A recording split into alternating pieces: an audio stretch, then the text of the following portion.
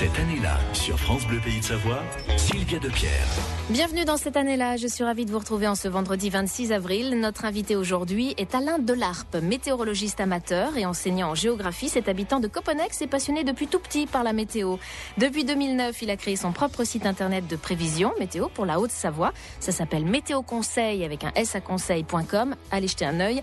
Il est aussi l'auteur d'un ouvrage édité chez Edilivre qui nous explique les caractéristiques et les mécanismes du temps qu'il fait en Haute-Savoie à partir de statistiques diverses. On va donc parler du temps cet après-midi et on va prendre le temps d'en parler avec Alain Delarpe. Il est notre invité cet après-midi jusqu'à 15h. Bonjour Alain Delarpe. Bonjour Sylvia. Merci d'être venu nous voir. Alors on va commencer tout de suite par vous poser une question toute simple, mais c'est la question qu'on pose tout le temps et qu'on veut toujours savoir le temps qu'il va faire.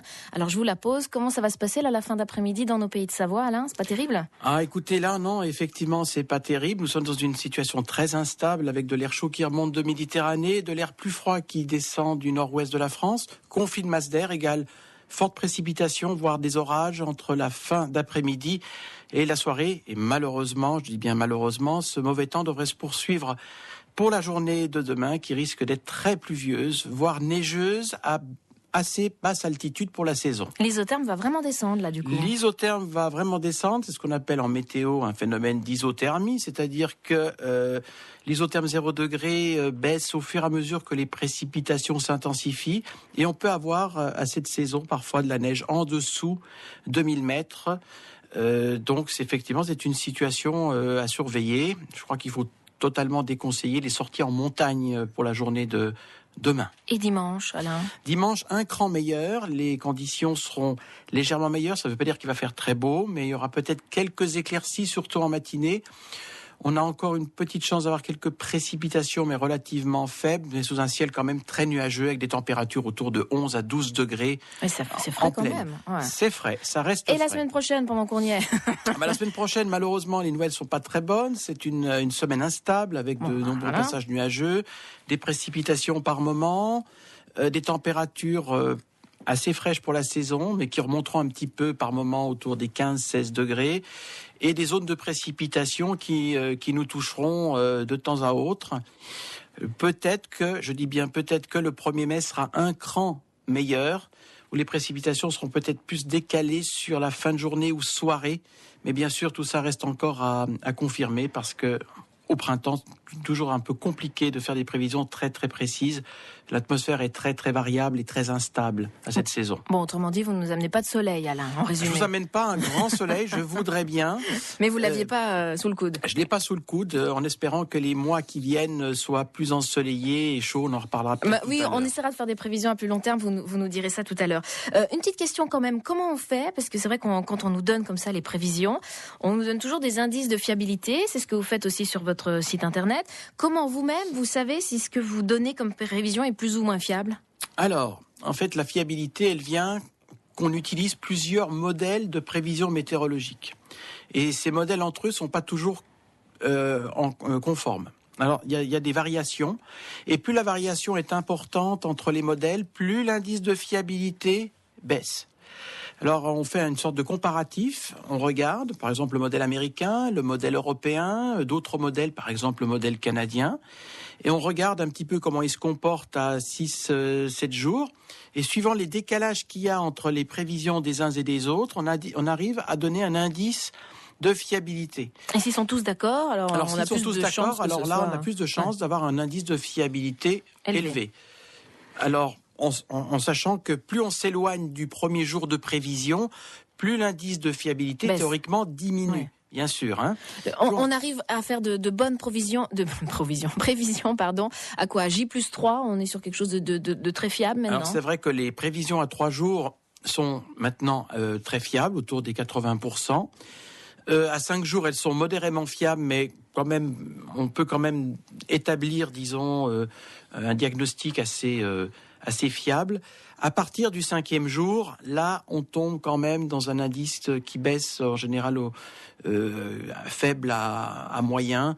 Effectivement, les 2 derniers jours de prévision sont souvent les plus délicats. Alors on va vous découvrir aussi, Alain, puisque c'est une émission qui permet aussi de découvrir le parcours de nos invités. Donc on vous a demandé, comme à tous, 2 années qui sont des années marquantes. On les découvrira. Cette année-là, sur France Bleu Pays de Savoie. Alain Delarpe est notre invité cet après-midi. Il habite Coponex, il est météorologiste amateur et enseignant en géographie. On vous découvrir, Alain. Vous êtes genevois, vous êtes né à Genève. Je suis né à Genève en 1967. Nationalité suisse, puis française par mariage. Voilà, absolument. Nationalité suisse, puis française. Et c'est par mariage que vous êtes venu aussi vous installer du côté de la Haute-Savoie, du côté de Coponex. Oui, je me suis installé déjà avant parce que mes parents avaient une résidence secondaire et moi je me suis installé à temps plein, on peut dire, en 1997. Alors, on va découvrir comment tout ça est parti. Alors, votre papa était passionné par la voile et sans doute ça a eu forcément une influence parce que vous m'avez dit qu'il y avait des livres de météo déjà à la maison. Absolument, j'ai eu la chance de faire une découverte dans la bibliothèque familiale, c'est-à-dire qu'il y avait 2 ou 3 livres de météorologie appliqués à la voile. Et j'en ai pris un, je l'ai lu, et puis à partir de là... ça m'a vraiment intéressé, j'en ai acheté d'autres. Et là, vous êtes quoi? Vous êtes tout gamin? Vous avez quoi? Moi, je devais adolescent? Oui, j'avais 14 ans. Ouais. Mais je me suis toujours intéressé d'une manière intuitive au temps qu'il faisait. J'ai toujours été un passionné des orages, par exemple. Alors, ce qui fait que je sortais, je regardais, j'étais toujours... c'est toujours le cas? Aux aguets. C'est toujours le cas. Quand il y a des orages, oui, les orages me passionnent. Et je suis toujours dehors où j'essaye d'être au plus près de l'orage pour pouvoir le suivre. Pour comprendre aussi. Le comprendre. Alors ça, je l'ai fait après, grâce aux livres et puis à certains cours que j'ai pu obtenir. Mais c'est vrai que l'orage est un des phénomènes pour moi qui est le plus marquant parce que c'est un phénomène magnifique avec les éclairs, le tonnerre, un peu effrayant parfois. Ouais, ça fait peur et ça excite en même temps. Hein. Ça a un effet sur les les gens. On dit, c'est un effet sur les gens, surtout qu'avant que l'orage arrive, il y a des phénomènes électromagnétiques qui font qu'on ressent, les animaux aussi ressentent l'arrivée d'orage parce que le champ magnétique se modifie et les animaux sont très météosensibles et les êtres humains par conséquent aussi. Justement, puisqu'on y est sur l'orage, racontez-nous qu'est-ce qui va faire qu'un orage va se produire et comment on explique le tonnerre et l'éclair, parce que c'est ça qui nous impressionne. Alors, pour qu'il y ait un orage, il faut qu'il y ait déjà des conditions de température assez élevées au niveau du sol et de température plus froide au niveau soit en altitude, soit alors sous la forme d'un front, c'est-à-dire une confrontation de masse d'air. Quand il y a une confrontation de masse d'air, vous avez de l'air froid et de l'air chaud qui s'affrontent, principalement en saison estivale, avec des orages plus ou moins violents qui peuvent se produire. Puis vous avez aussi le phénomène d'orages plus isolés qui se forment sur les crêtes montagneuses. Là, c'est parce que vous avez un grand différentiel de température entre le sommet du nuage d'orage et puis la plaine. Donc vous avez des grandes différences de température et cette instabilité va faire bourgeonner des nuages d'orage sur les reliefs. C'est plutôt l'orage estival, l'orage d'été. Par contre, l'orage de front, c'est-à-dire la confrontation des 2 masses d'air, ce qu'on peut avoir aujourd'hui, ce soir. Voilà. Alors ce soir, ça sera plutôt une confrontation entre de l'air chaud et de l'air plus froid qui arrive du nord-ouest. Et là, vous avez effectivement des phénomènes orageux qui peuvent se produire avec des fortes précipitations. L'éclair, c'est simplement une différence de potentiel électrique qu'il y a entre le sommet du nuage et le bas du nuage, un peu comme votre prise électrique. Vous avez des charges positives et des charges négatives qui ne peuvent pas, qui cohabitent ensemble, mais qui par le fait du brassage à l'intérieur du nuage vont finir par s'affronter. Vous allez avoir des sortes de petites décharges qui sont en fait des éclairs. Et le tonnerre, en fait, c'est lorsque cette décharge électrique traverse la masse d'air, elle crée un vide d'air, une sorte de canal de vide d'air, et ce vide d'air se referme immédiatement après, et ce claquement correspond au tonnerre. Voilà.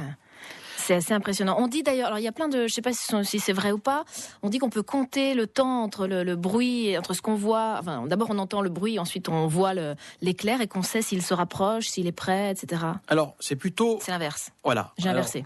On regarde l'éclair, voilà, d'abord on voit l'éclair, ensuite on compte en secondes jusqu'au moment où on entend le tonnerre. Et ensuite on multiplie par 330, c'est-à-dire c'est la vitesse du son. Et on obtient à peu près la distance de l'orage. Par exemple, si vous avez 10 secondes entre l'éclair et le tonnerre, ça fait à peu près une distance de... un peu plus de 3 km ? De 3 km 300. D'accord. Donc ça, c'est véridique, ça. Alors, c'est absolument véridique. Et puis aussi, on peut aussi dire aux auditeurs que c'est pour ceux qui sont branchés sur les ondes longues, sur les ondes longues, eh bien, vous avez aussi des crépitements très marqués sur ce type d'ondes longues. Et vous pouvez aussi savoir que le temps est orageux en entendant ces crépitements. Alors vous n'êtes pas touché puisque vous êtes en FM. Donc en FM, il faut vraiment que l'orage soit sur Chambéry pour qu'on ait des petites interférences qui se fassent. Mais pour les longues ondes, ça s'entend. Ça s'entend et effectivement, on peut détecter aussi comme ça des zones orageuses. Qu'est-ce qui vous fascine le plus, vous, dans la météo, Alain ? Alors tout d'abord, c'est les phénomènes naturels qui parfois peuvent être extrêmes, comme les orages, comme les fortes tempêtes. Je crois que le météorologue, ce qu'il recherche beaucoup, c'est triste à dire peut-être, mais c'est les phénomènes les plus marquants, des tempêtes, des orages, des phénomènes de neige importantes, etc. Je crois que le météorologue s'ennuie un peu plus quand le temps est très stable et ensoleillé et anticyclonique, parce qu'il n'y a plus grand-chose à dire. Vous vous ennuyez pas en ce moment ? En ce moment, voilà. Et je crois que ce qui intéresse aussi beaucoup les météorologues, c'est la variabilité, c'est-à-dire que chaque jour, la situation est quasiment différente. Donc, on n'a pas le temps de s'ennuyer parce que c'est très varié. Voilà, les types de temps étant très variés. Voilà. Alors, ça, c'est beaucoup plus agréable. C'est pas répétitif. Donc oui, la météorologie, pour ça, moi, c'est ce qui me plaît aussi, c'est que ça change tout le temps. Alors j'imagine que les moyens, évidemment, ont beaucoup évolué avec le temps. Est-ce qu'on arrive maintenant à dire que la météorologie devient une science exacte ou pas, ou ça ne le sera jamais ? Alors, la météorologie, il faut le savoir, il faut être très clair, ça ne sera jamais une science exacte. Comme l'économie, d'ailleurs, ne sera jamais une science exacte non plus. Parce qu'on prend des paramètres de base en un temps zéro. Ensuite, on les modélise à travers des formules mathématiques. D'accord ? Et on fait des prévisions à J+1 jusqu'à J+7, J+10. D'accord ? Mais, s'il y a un manque, par exemple, de données sur l'Atlantique Nord pour le premier jour de prévision, là, au moment où on engrange les données de base, eh bien, votre prévision va être peut-être moins bonne. Donc, il y aura toujours un aléa. Ça ne pourra jamais être exact. Ça ne pourra jamais être une science exacte. Ça reste une science naturelle. On tend vers une meilleure fiabilité de plus en plus maintenant. Je me rappelle qu'en 1982, les prévisions étaient établies à 3 jours. Et maintenant, Météo France va jusqu'à 10 jours. Moi, je vais jusqu'à 7 jours avec une tendance à 15 jours. D'accord ? Ça, c'était absolument pas possible il y a 30 ans. Donc ça évolue vite quand même. Oui, grâce aussi, bien sûr, aux fortes capacités des ordinateurs à pouvoir digérer l'ensemble des données météorologiques du temps zéro pour pouvoir justement les faire évoluer au temps 7. Bien sûr, ça, bien sûr que plus la capacité des ordinateurs va évoluer, oui, on pourra faire des prévisions à plus long terme. Ici, on rêve. Cette année-là, France Bleu Pays de Savoie. D'ici. On parle de météo cet après-midi avec Alain Delarpe qui est notre invité, qui est météorologiste amateur. La première année que vous avez choisie, Alain, c'est l'année 1982.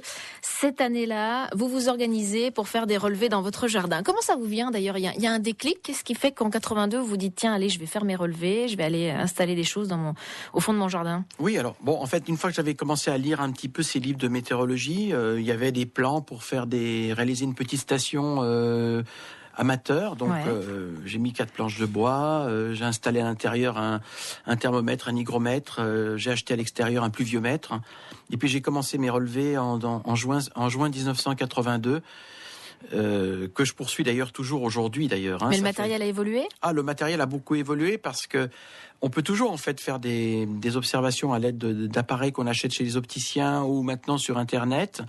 Mais de plus en plus de météorologues amateurs passent maintenant à des stations automatisées électroniques qui renvoient l'ensemble des informations directement sur l'ordinateur. C'est ce que vous avez, vous ? C'est ce que j'ai maintenant, oui. Depuis 1997, j'ai investi dans une station automatisée. Par exemple, vous partez 2 ou 3 jours, vous avez quand même les relevés qui peuvent s'effectuer même sans vous. Donc c'est quand même pratique. Et puis vous pouvez le faire depuis chez vous. Mais cela n'empêche pas l'observation du temps. Hein. J'observe toujours les nuages, la nébulosité. Ça, ma station automatique ne le fait pas. L'homme a toujours un rôle à jouer ? L'ordinateur suffit pas Non, l'ordinateur ne fait que stocker les données. Maintenant, si on veut faire des relevés assez précis, il faut avoir des relevés de visibilité, des relevés de plafond nuageux, des relevés de type de nuages. Et là, non, la station automatique ne va pas vous les fournir. Donc, lors du début d'un orage, le combien de temps a-t-il duré? Tout ça, vous le notez? S'il y a eu de la grêle, moi je note tout sur des calepins, et ensuite, maintenant, je le retranscris sur Internet. Pour garder une trace numérique. Et vous gardez tout? Vous avez tout stocké? J'ai toutes mes archives au complet depuis 1982. Ça doit commencer à faire ça fait quelques piles de calepins et de brochures, effectivement, oui. Alors vous avez commencé rapidement à pouvoir faire des prévisions météo dès que vous avez commencé à faire vos relevés? Bon, c'était effectivement encore un peu archaïque à l'époque, parce que je recevais un bulletin de Météo France par la poste. Tous les jours, tous les jours. Ouais. La poste marchait bien, donc c'est ce qu'on se disait. Il était posté à Paris la veille et il arrivait le lendemain matin. C'était le bulletin quotidien de renseignement qui a existé encore une dizaine d'années, puis qui après a disparu au moment où Internet a pris, le relais. Donc à partir de ces cartes-là, on pouvait je m'amusais à établir des prévisions à 2-3 jours pour le coin, pour la région de Coponnet. Très localisé. C'était localisé. Ouais. Bon, il y avait pas mal de marge d'erreur aussi à cette époque-là. C'est certain que grâce à Internet, on a beaucoup plus de moyens de se fabriquer une bonne prévision météo. À l'époque, c'était encore un peu rudimentaire, surtout pour un météorologue amateur qui n'avait pas toutes les cartes météo en temps réel, comme avait par exemple le centre de Chamonix ou Météo Suisse à Genève. Il y a beaucoup de passionnés. Est-ce qu'il y a des réseaux, des forums où vous échangez sur la météo? Parce que c'est quand même un sujet qui passionne beaucoup de gens. Oui, alors en fait, il y a un site qui s'appelle Infoclimat, qui est un site de passionnés, mais il en existe beaucoup d'autres. Effectivement, qui rassemble des passionnés de météorologie, qui font des relevés, qui les diffusent sur Internet. Il y a énormément de sites météo à l'échelle de la France et à l'échelle du monde.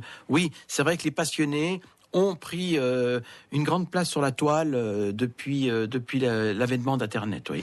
Alors vous aussi, grâce à Internet, vous vous êtes aussi lancé avec un site qui existe depuis 2009, c'est ça, oui. Alain, qui est accessible à tous, météoconseil.com, où vous faites vos prévisions. Et puis avant cela, vous aviez même créé aussi votre propre société. Vous étiez déclaré auto-entrepreneur. Oui, pendant 3 ans. Entre 2006 et 2009. Et là, vous avez carrément, je n'ai pas complètement vécu de cela, parce que j'imagine que c'est pas facile, mais en tout cas, c'était un petit accessoire d'enseignants suppléants et remplaçants, mais oui, j'avais quelques clients importants.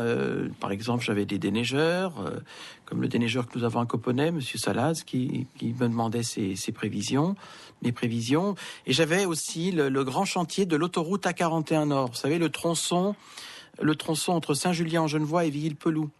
Et là, je leur envoyais des prévisions 2 fois par jour.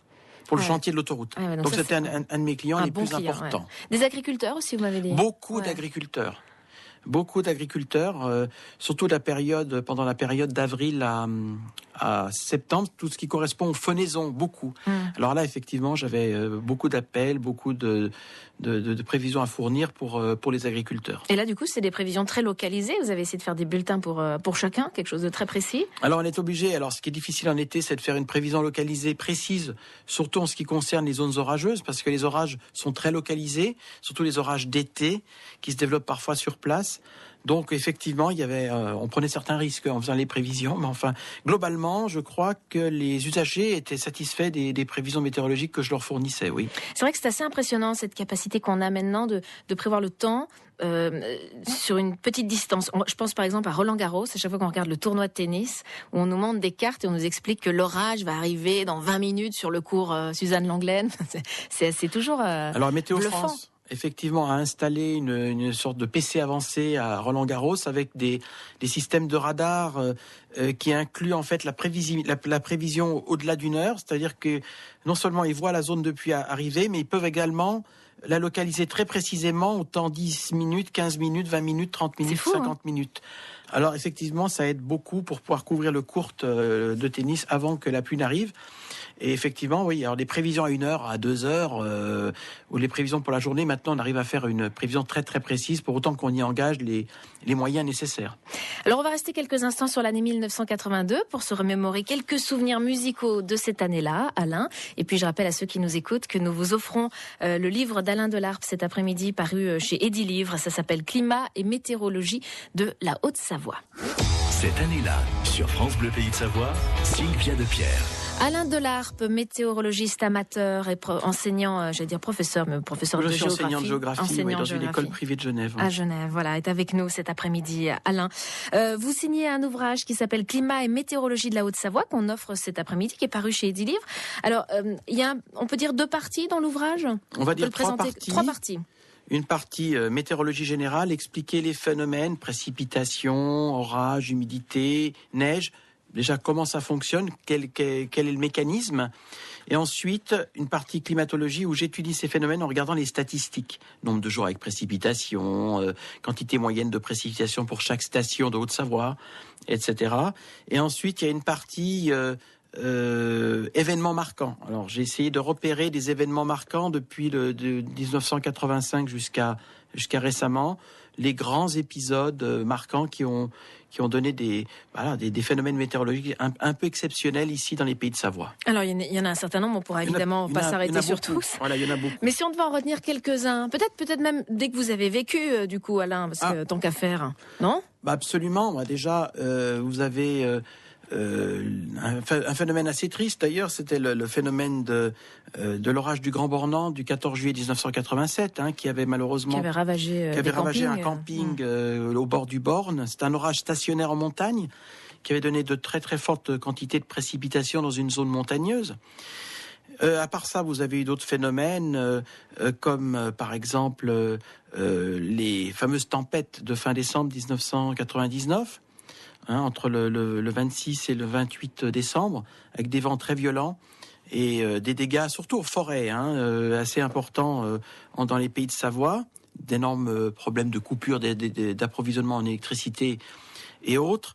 Et puis je crois aussi quelque chose qui est plus proche de nous, ça va faire 10 ans d'ailleurs qu'on va fêter cet événement, entre guillemets, c'était la fameuse canicule de l'été 2003. On a eu quand même 3 mois avec des températures de 2 à 5 degrés supérieures au normal, avec des pointes à 38, 40 degrés, phénomène de sécheresse très important.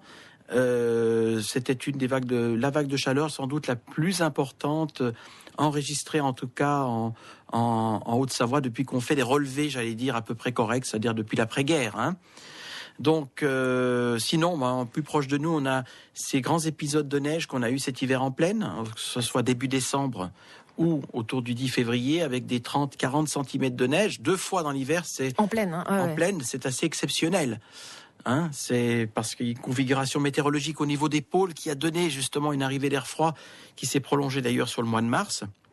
Mais voilà, quelques phénomènes, mais il y en aurait d'autres. Vous avez la vague de froid de janvier 85, vous avez les avalanches de Mont-Roch de 1999.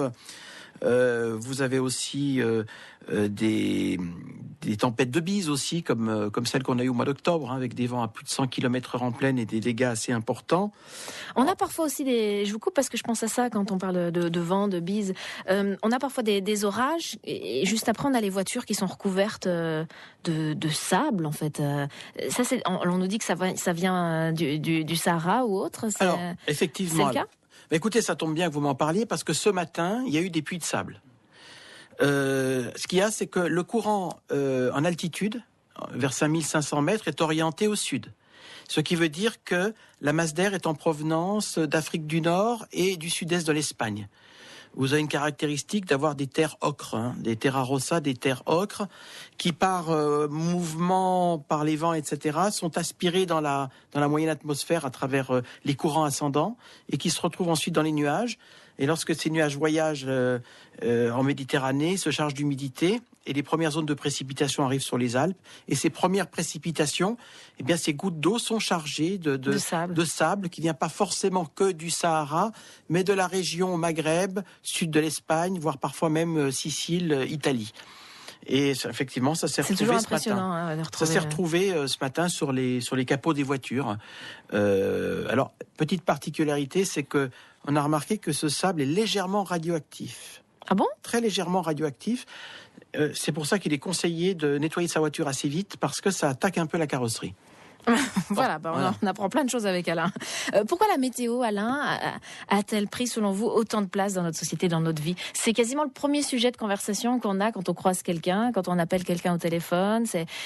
Ça dirige nos vies. D'ailleurs, les gens, la première chose qu'ils écoutent dans n'importe quel média ou qu'ils regardent à la télé, c'est la météo. C'est vrai. Alors, au début, la météo, ça intéressait surtout les personnes qui travaillent dans les champs, les agriculteurs, les gens qui étaient en extérieur.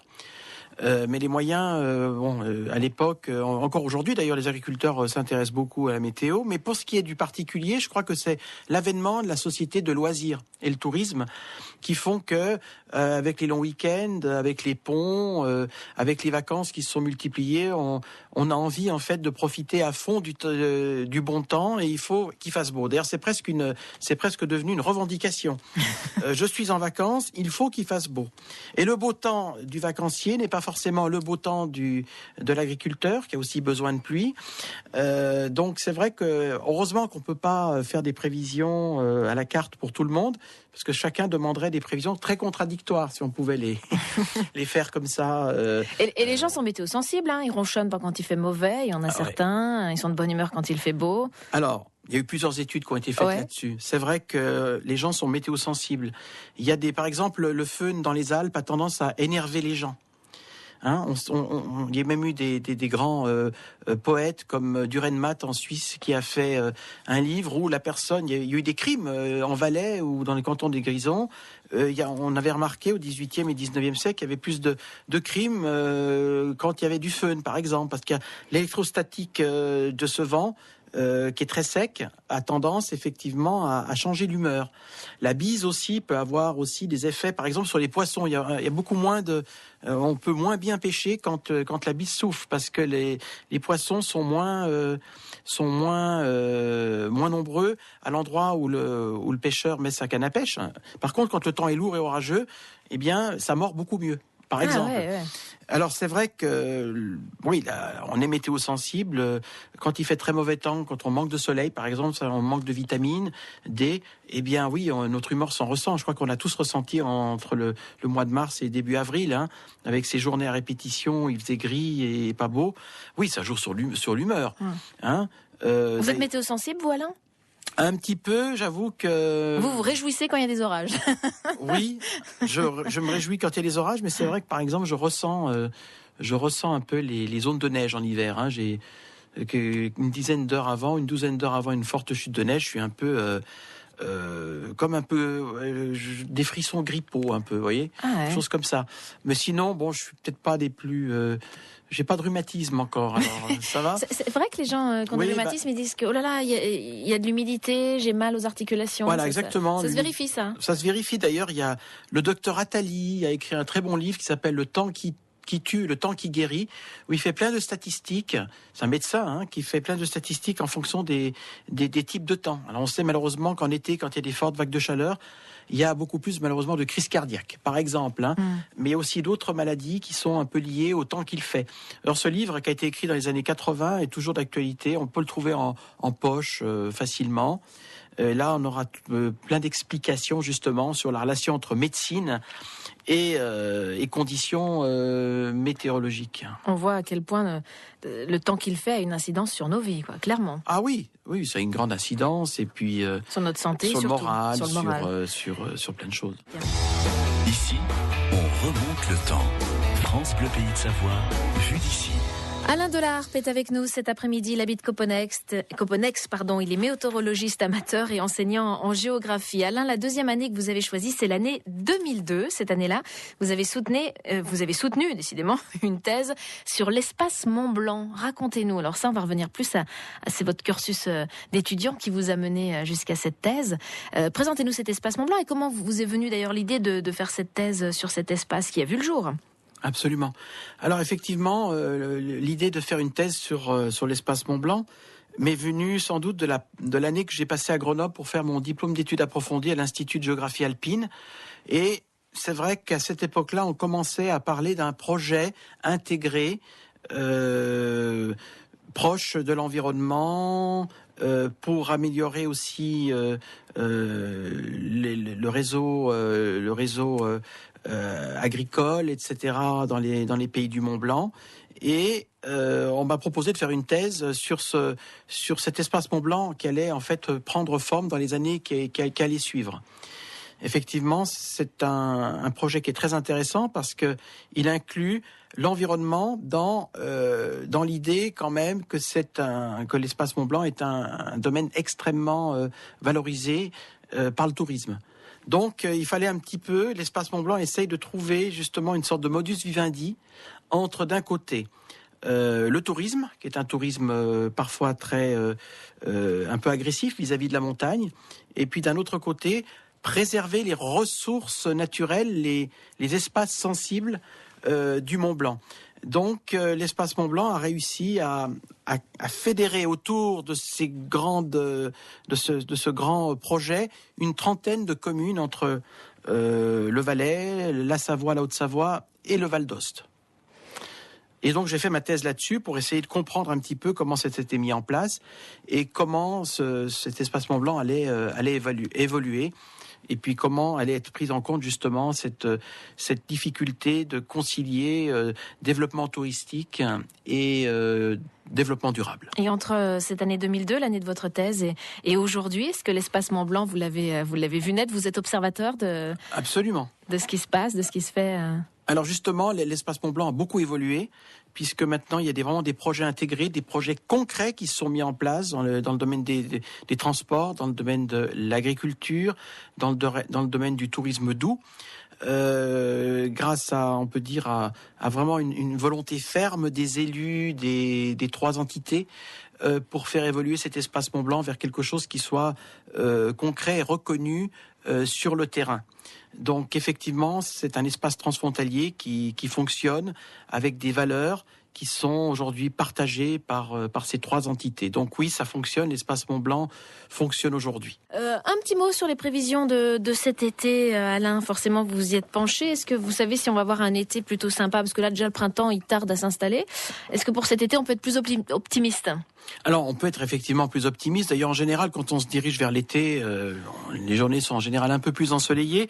Alors, la tendance saisonnière, il faut savoir que c'est des prévisions qui sont pas toujours vérifiées. Mais enfin, on peut quand même essayer d'établir une sorte de pronostic pour dire qu'on aura un mois de juin et juillet qui seront de très bonne facture cette année. On aura des températures très estivales avec un temps relativement sec et ensoleillé, avec quelques orages, mais enfin pas de phénomène marquant de mauvais temps.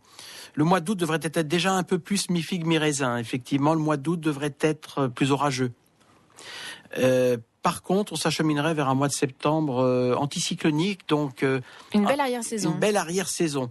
Par contre, voilà, le mois de mai risque encore d'être assez chahuté et instable, donc il va vraiment falloir attendre le mois de juin pour vraiment la fin mai, début juin, pour avoir vraiment un temps estival digne de ce nom. On a tendance à dire maintenant, avec le réchauffement climatique, que la météo se dérègle, qu'on n'a plus de saison, qu'on a de plus en plus d'orages ou de phénomènes violents comme les cyclones, les tornades. Est-ce que c'est vrai ça? Ou est-ce que c'est une impression? Statistiquement, on ne dénombre pas plus de phénomènes extrêmes, mais ces phénomènes extrêmes sont plus violents. Ils occasionnent davantage de Donc on en parle plus, donc c'est pour ça dégâts. qu'on a l'impression qu'il y en a plus. Voilà, il n'y en a pas plus statistiquement. Par contre, effectivement, ces phénomènes extrêmes, aujourd'hui, peuvent provoquer des dégâts qui peuvent se chiffrer en plusieurs milliards de dollars. Prenez par exemple le cyclone Sandy, qui est quand même passé sur la ville de New York au mois de novembre. Ce qui est quand même assez rare qu'un cyclone remonte aussi haut et provoque autant de dégâts. Car nous sommes une société très vulnérable malgré tout, même si nous avons des infrastructures qui sont en dur, etc. Parfois, on ne peut rien faire face à ça. Face à des phénomènes comme ceux-ci, on constate une certaine vulnérabilité de nos sociétés. De nos sociétés modernes. On peut imaginer un jour que les cyclones, parce que c'est vrai qu'ils sont jamais localisés en Europe, est-ce qu'un jour on peut imaginer que des cyclones arrivent aussi ici? Alors, des cyclones sous forme atténuée repris dans la circulation d'ouest Atlantique, voire même des tempêtes tropicales, c'est tout à fait possible. D'ailleurs, on en a eu dans le parage des Açores, des îles Madère, il y a peu. Alors, c'est tout à fait possible. On a aussi parallèlement des phénomènes qui ressemblent très proches à des phénomènes de cyclones tropicaux. C'est en Méditerranée. On a des phénomènes de médiscaines qui sont des espèces de cyclones qui se mettent en place sur des mers très chaudes. Qu'est-ce que c'est d'ailleurs un cyclone ? Juste si on peut avoir une explication simple du phénomène. Alors le cyclone, c'est une perturbation atmosphérique qui naît au large des côtes africaines, sur des mers chaudes à 26 degrés. Et ensuite, vous avez un phénomène d'évaporation et de tourbillon. Une forte dépression se met en place. Et vous avez une accélération des vents qui peut aller jusqu'à 200-300 km/h. Et ces cyclones se baladent ensuite des côtes africaines vers les Antilles, le golfe du Mexique, et peuvent remonter jusqu'au milieu de l'Atlantique Nord, où ils sont repris par la circulation d'ouest. Mais il faut quand même des mers très chaudes pour avoir, disons, le phénomène enclenchant des cyclones tropicaux. Avec ce réchauffement climatique qui est annoncé, est-ce qu'on peut s'attendre à des véritables changements météo importants dans la région, et c'est peut-être déjà même en cours ? Alors c'est en cours, on a une hausse des températures environ 0,8 degrés depuis une trentaine d'années, en plaine. Oui, alors les phénomènes sont en train de se mettre en place progressivement. Vers 2050, on aura de gros problèmes avec nos glaciers, l'enneigement en montagne, la fonte du pergélisol en altitude, et puis des vagues de chaleur assez importantes aussi en zone de plaine. Donc effectivement, avec les changements climatiques, nous allons avoir progressivement le climat de Valence dans la Drôme, ici pour les pays de Savoie, pour les zones de plaine. Bon, écoutez, on était ravis d'apprendre plein de choses avec vous, Alain. On aura encore plein de questions à vous poser, mais c'est déjà la fin de cette émission. Je rappelle votre livre, Climat et météorologie de la Haute-Savoie, donc édité chez Edilivre. Vous pouvez vous le procurer, puis on vous l'offre aussi cet après-midi. Appelez-nous si vous voulez vous inscrire. On procédera à un tirage au sort pour annoncer les gagnants, ce qu'on fera sur l'antenne tout à l'heure. 0820 20 1992. Merci beaucoup, Alain Delarbre, d'être venu nous voir. Merci la prochaine beaucoup. fois, j'espère que ce sera avec le soleil. J'espère aussi. Et quand le chat passe sa patte au-dessus de l'oreille, il annonce la pluie ou pas ? Il annonce la pluie, mais je peux pas vous dire pourquoi. Ça, c'est plus compliqué. Merci beaucoup d'être venu. Au revoir, Alain. Merci.